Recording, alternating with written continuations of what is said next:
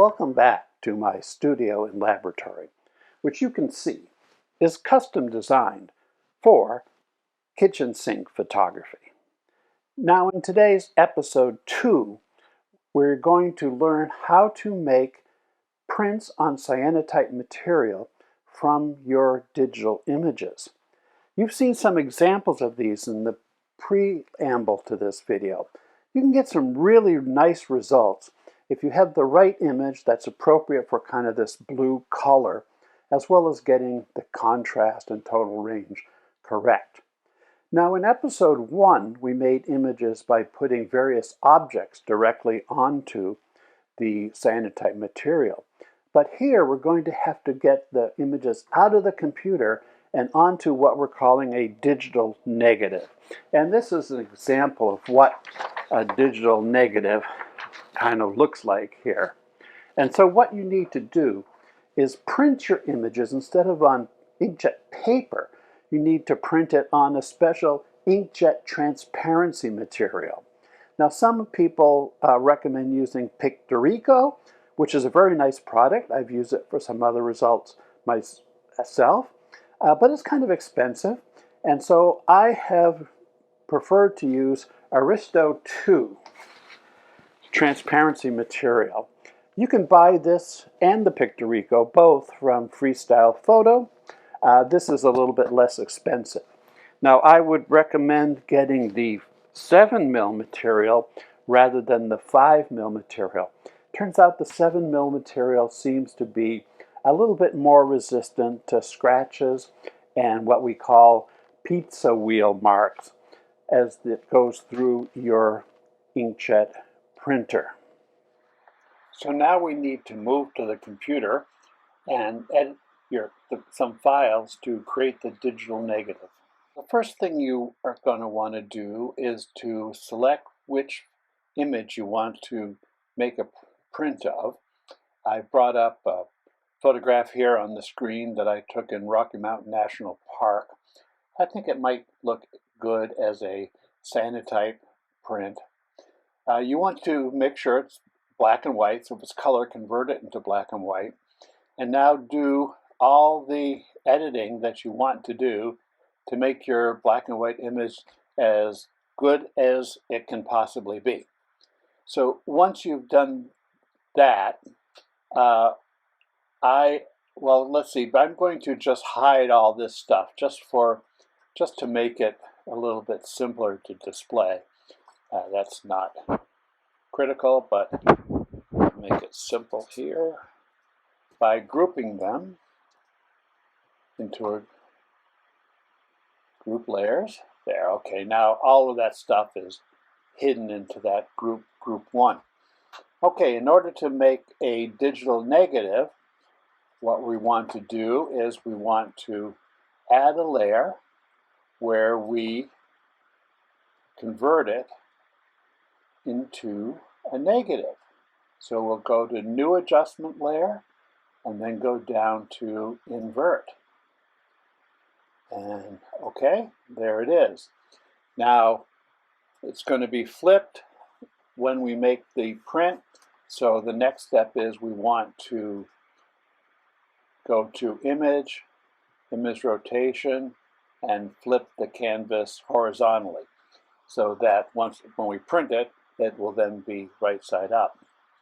And now you could go ahead and print this onto the inkjet paper, but actually the results will probably be a little bit disappointing because the cyanotype material doesn't react quite the same way as your other inkjet papers do.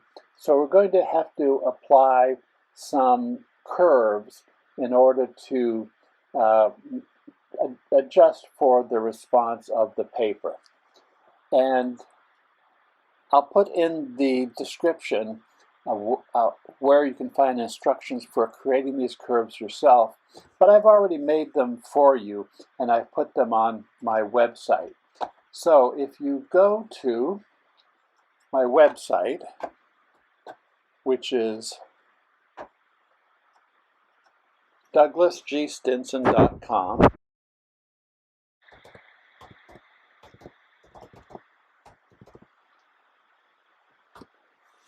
and then you scroll down to Downloads.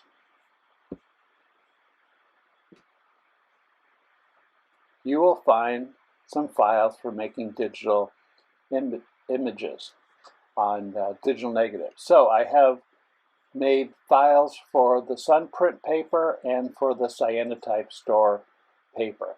So we're going to do Sunprint today. So we want to click on Download. And what that will do is it'll download a zip file. And so if we look at the Downloads folder, there it is, the Sunprint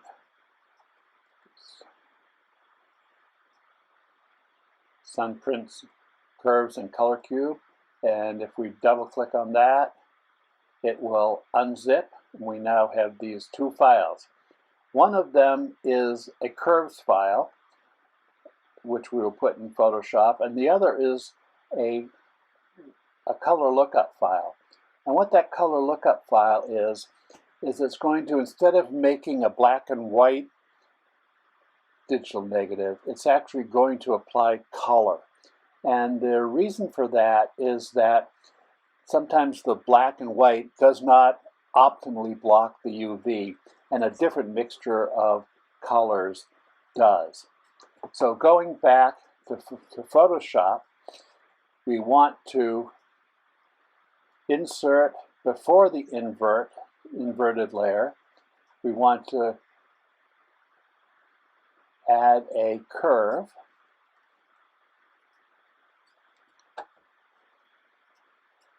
And the curve we want is the one we just saved that we downloaded.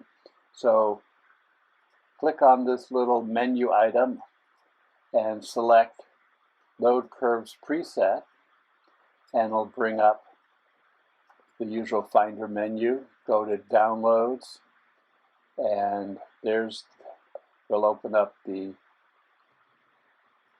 Sunprint,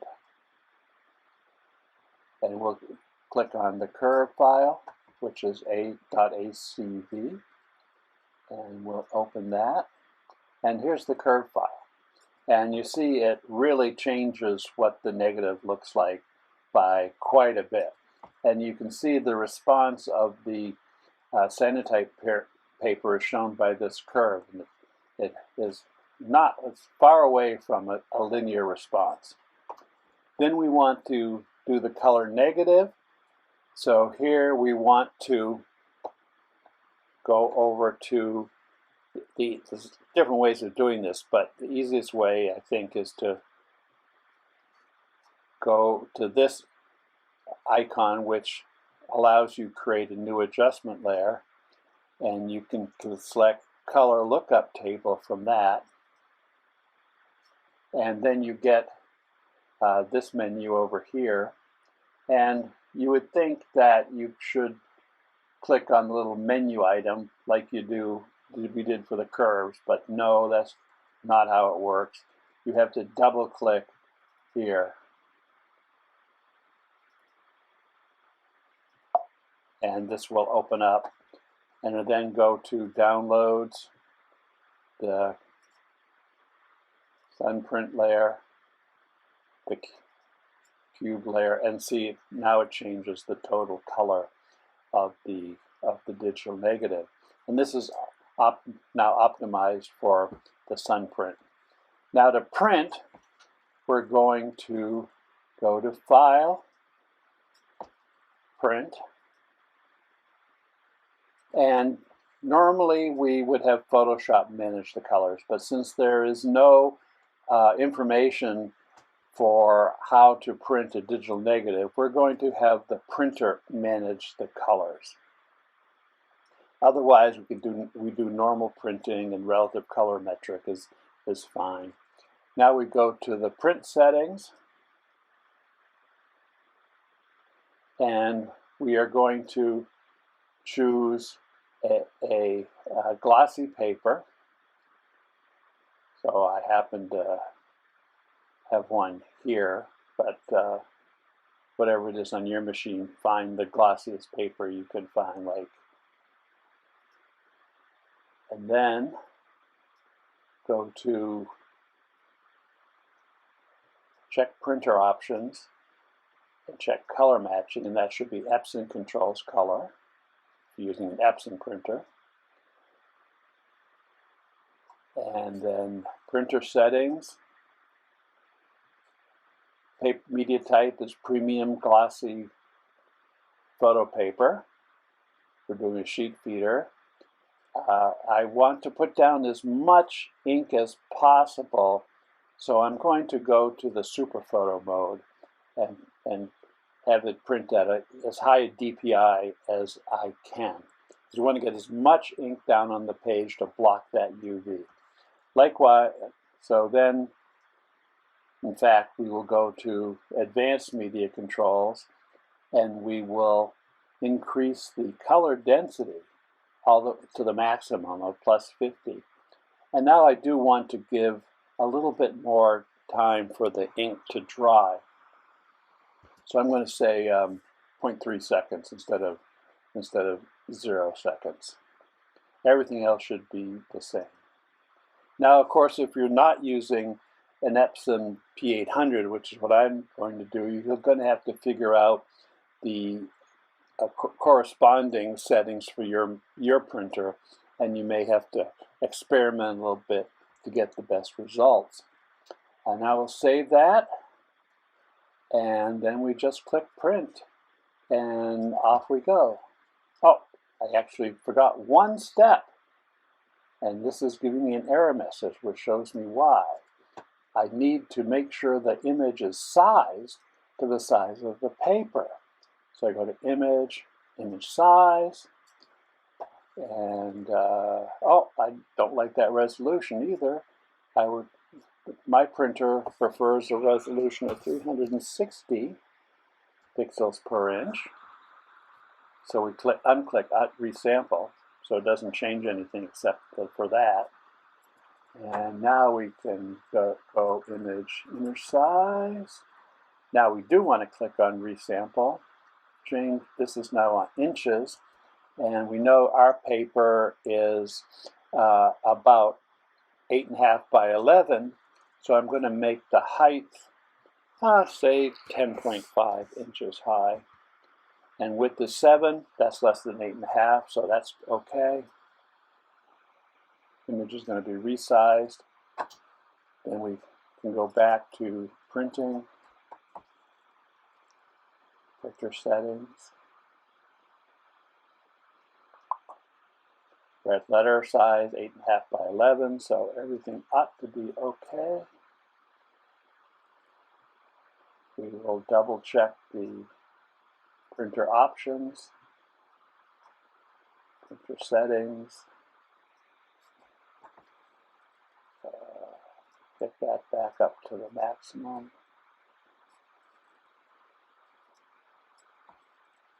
Advanced media control. Get that to the maximum. Just to 3. Okay. Save.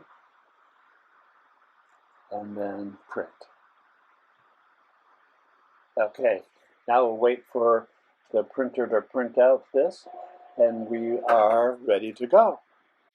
After the printer ejects the inkjet print on the transparency material, we wait about an hour for the ink to be sure to be dry. And then this is what the final transparency looks like. In episode 1, where we made photograms, we could sort of guess the exposure and get good results. But if we want to make a photographic print on cyanotype material, we're going to have to get the exposure more accurate. And to do that, we make a test strip. So we cut maybe a 1.5 inch wide strip out of the cyanotype material, and then we mark it off at 1 inch interval. Some people use a 1/2 inch, I like 1. And then when we're done with that, we'll be ready to make test exposures, where each section of the test strip will be exposed for a different length of time, each one a little bit longer than the next.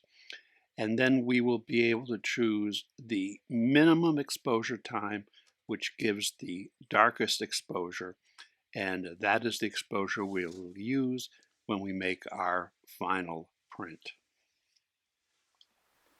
When doing the test strips, getting the timing right can be a little bit challenging.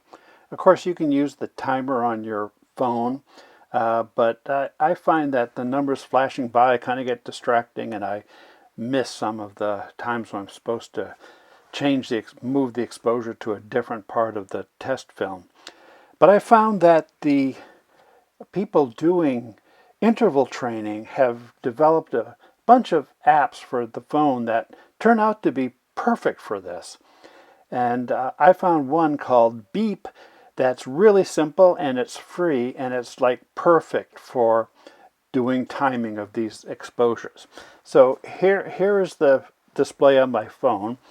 I'm going to start out by doing exposures of 1 minute per section of the test strip. So I'll change the timing to 1 minute.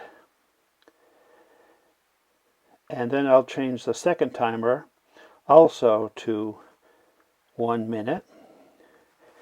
And then when I'm ready to start the exposures, I just hit the button and off it goes. For demonstration purpose, I think I will just show you a shorter time period, let's say 10 seconds.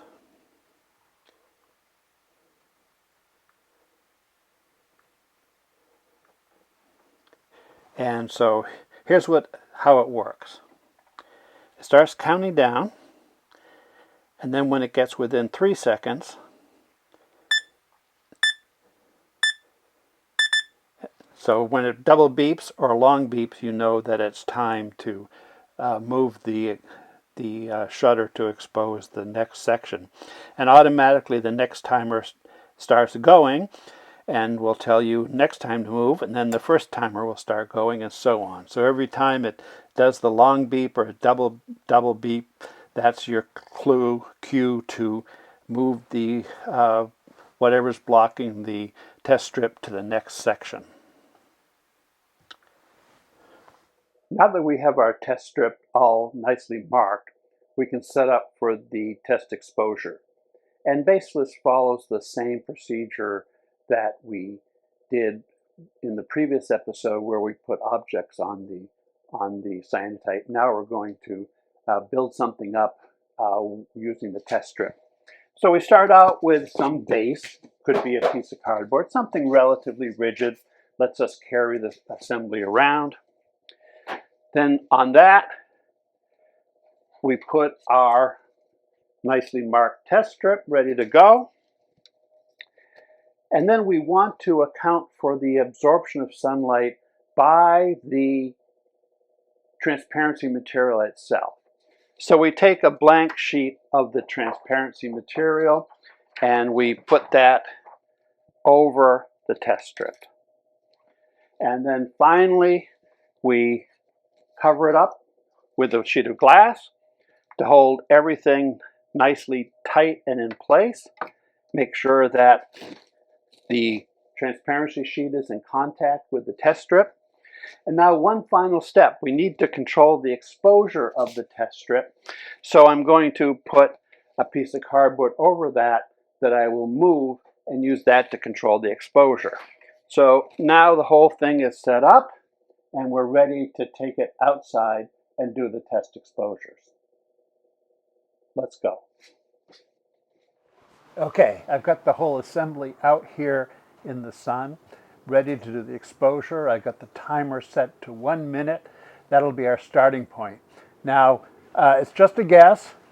You may need to do it shorter or longer, depending on how bright the sun is.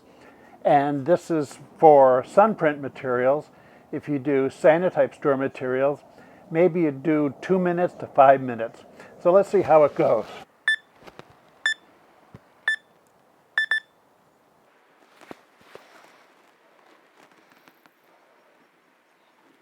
I'm exposing the top first two because part of it's not covered by the transparency material.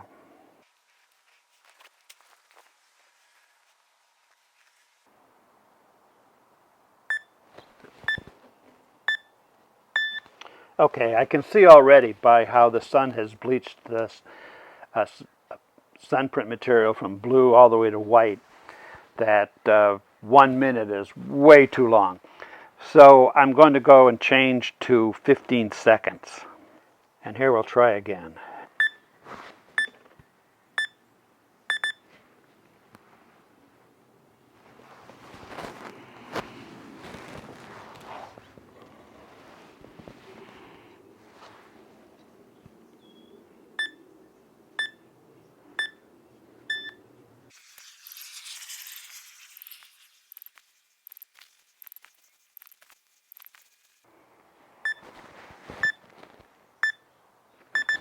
Okay, we're done.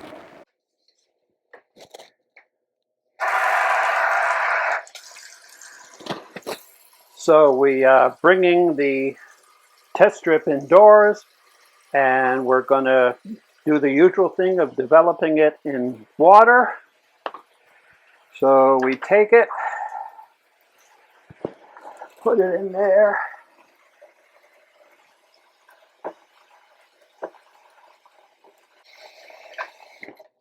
It only takes about a minute for the sunprint material to be washed.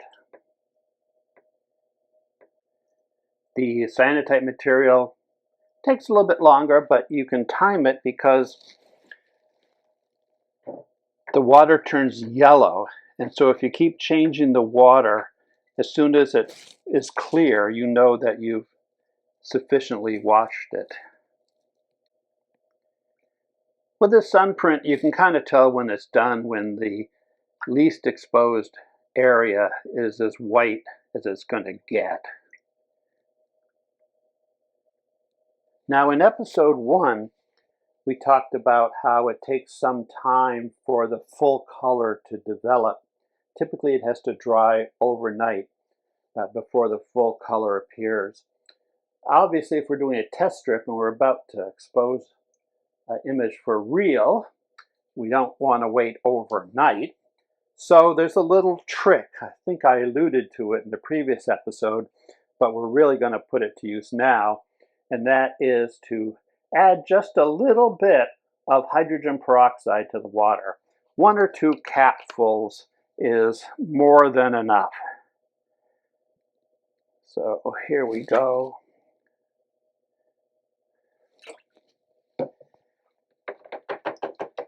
And you can see it's immediately turning dark blue. I'm going to make sure that.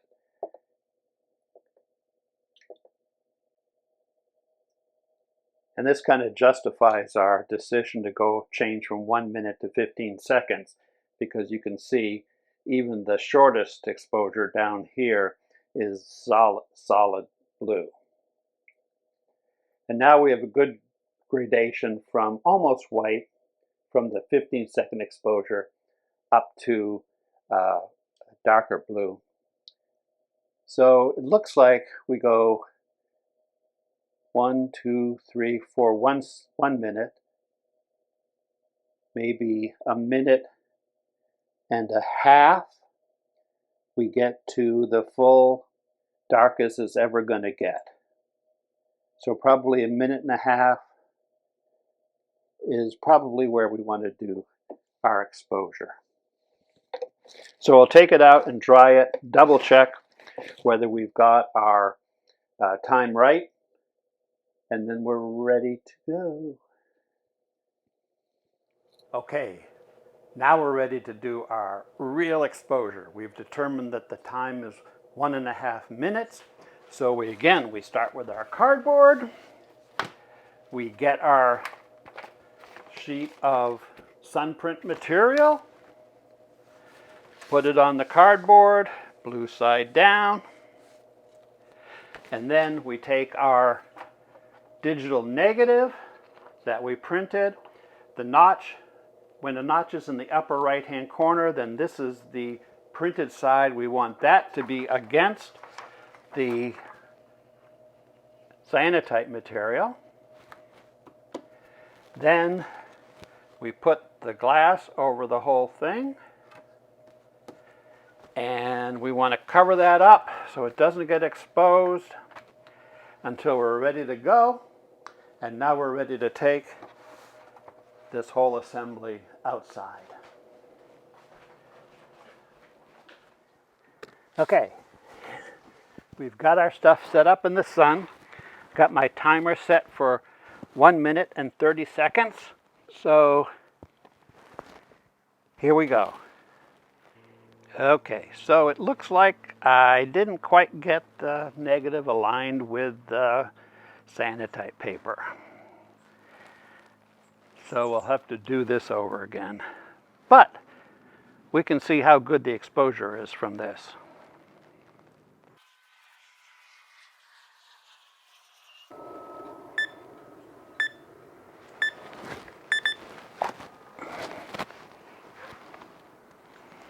Okay, now we'll take it inside and see what it looks like. Okay, well, the proof of the pudding is in the eating, as they say. In this case, it's in the developing.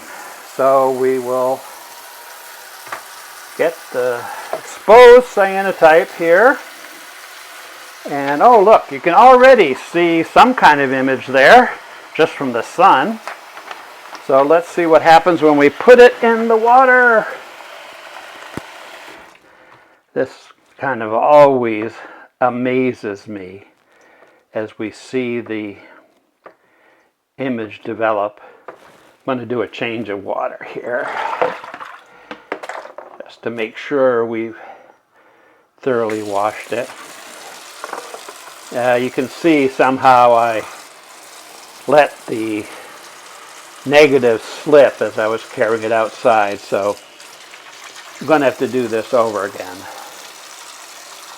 But I think this is going to be good enough to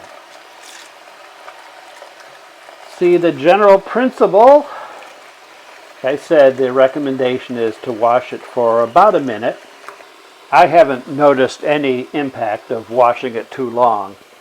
However, some people say that some of the blue can get washed away if you wash it too long. And so that will get rid of some of those nice deep blues that we like to see in cyanotypes. Okay, let's add the hydrogen peroxide. Get a better look at what this is going to look like.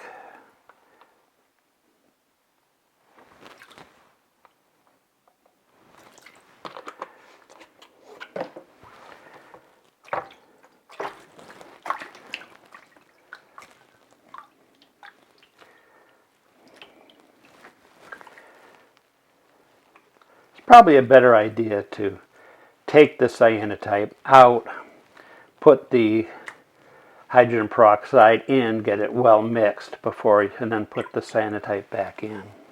Okay, what I'm seeing here is maybe even 1.5 minutes might be too long. I'd like to see some more contrast in the sky between the sky and the trees. And the snow, although the specular whites look good, the rest of the snow definitely looks too dark. So I think we can conclude that the 1.5 minute exposure was too long, and maybe we should either do another test print or maybe cut it down to 2 minutes. Okay, let's dry it off.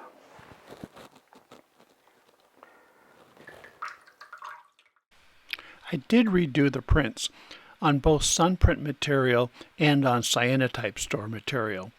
Overall, I like the Sunprint print better, although I do like the higher contrast in the rocks on the Cyanotype material. However, I do not like how the snow is really blown out on the Cyanotype store material. But this is not the end of the story. Since we have a digital negative, we can go in and make corrections until we get what we like. So here we are back in Photoshop in the state we were right after we printed out the digital negative. Now, after looking at the image, if we decided we wanted to add a little bit more contrast to the snow, we can do that quite simply. The first thing we'll do is turn off the layers that we added, like the color lookup table, invert, and the curves. And now we can use any of the Photoshop select tools to select the snow area, which I will do now.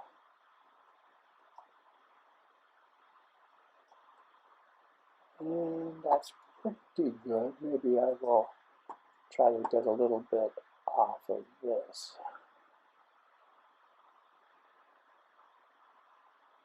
Okay, once we've got the snow selected as we wish, then we can now add a curves layer right above the curves layer for the Cyanotype correction factor by going to New Adjustment, Curves. Okay. And then we want to add a little bit of contrast to the snow, so maybe we'll do something like this. So it goes from there to there. Now we're all set. Now we can turn back on all the correction layers that we added.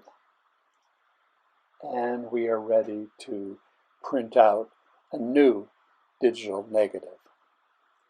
Well, that wraps up episode 2 of Kitchen Sink Photography.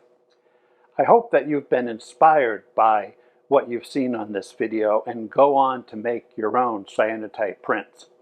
This technique is perfect for someone who wants to explore, experiment, or just plain fool around with this and just have fun with it. Stay tuned for the next episode, episode 3, where we will bring you to the world of fashion.